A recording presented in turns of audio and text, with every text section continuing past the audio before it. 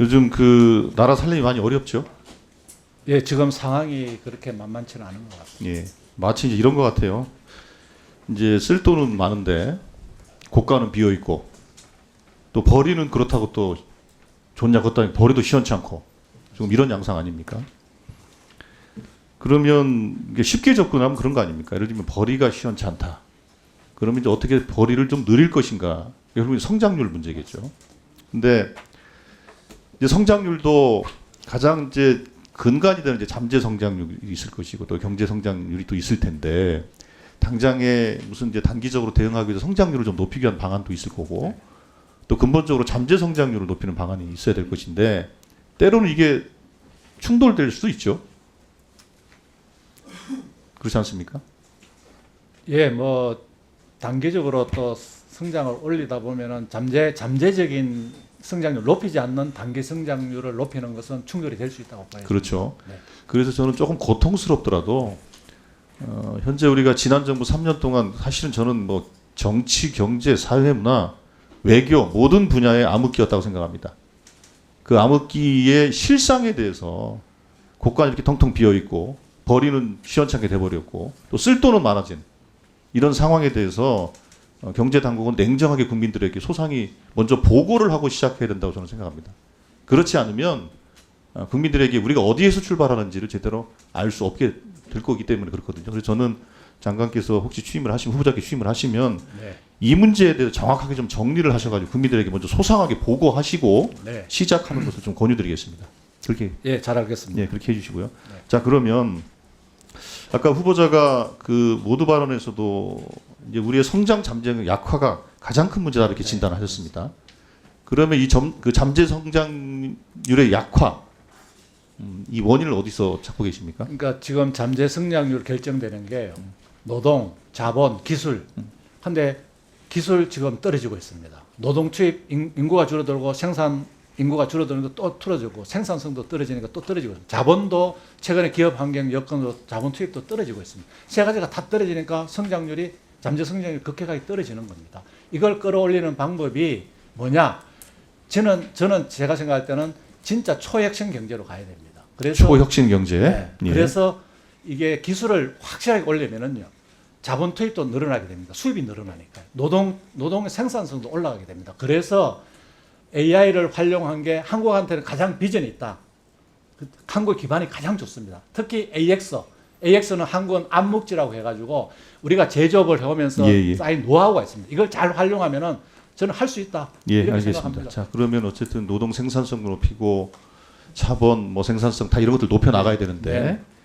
근데 실제로 이 모든 분야가 점점 망가지는 방향으로 움직이고 있기 때문에 성장 잠재력이 계속 약화되고 있는 방향 아니겠습니까? 네. 그럼 뭔가 이게 반전할 수 있는 계기를 만들어야 될 텐데, 반전할 수 있는 계기를 만들기 위한 정부의 역할은 어떤 거라고 생각하십니까? 정부는 민간이 앞서도록 도와주는 겁니다. 예, 방향은 정부나 민간이나 다 알고 있습니다. AI를 적용한 대전환 다 알고 있는데 민간이 하려고 하다 보면은 규제도 있고 또 정부가 또 뭐 각종 재정 또 조세 정책도 있을 수도 있고요. 그다음 인력도 정부가 해줘야 됩니다. 이런 부분에 저는 아까 제가 말씀드린 것처럼 진짜 할 수 있는 최대한 하자.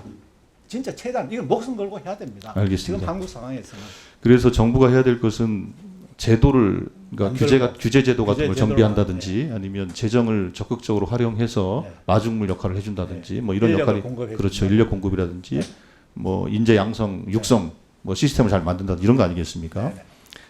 자, 그런 측면에서 보면 그 세수 기반이 많이 무너져 있다라는 것은 우리가 정부가 어떤 정책을 선택함에 있어서 매우 제한적일 수밖에 없는 그런 한계 상황에서 출발하는 거 아니겠습니까? 이게 저는 그 세수 구조가 붕괴됐다 저는 이렇게 표현합니다. 그래서 앞서 여러 의원님들이 지적이 있었습니다만 저는 우선 이 세입 구조의 붕괴 이거를 회복하는 조치부터 저는 진행을 좀 할 필요성이 있다라는 말씀을 드리고 그래서 앞서 의원들이 말씀하신 거에 대체적으로 공감한다 이런 말씀을 드리겠고요. 그래서 그런 측면에서 기재부에서는 좀 전향적인 검토를 하실 필요가 있다. 저도 그 부분에 대한 공감을 하는 바입니다. 그리고 좀 구체적인 얘기를 한 가지 더 드리면 아까 AI를 활용해서 세입 추계 시스템을 만들어 보겠다 이런 말씀하셨지 않습니까? 예, 좋은 말씀입니다. 근데 그저께 우리 국세청장 인사청문회 할 때도 국세청에서도 뭐 세정 관리에 대해서 AI 시스템을 도입해서 하겠다 이런 말씀을 하세요.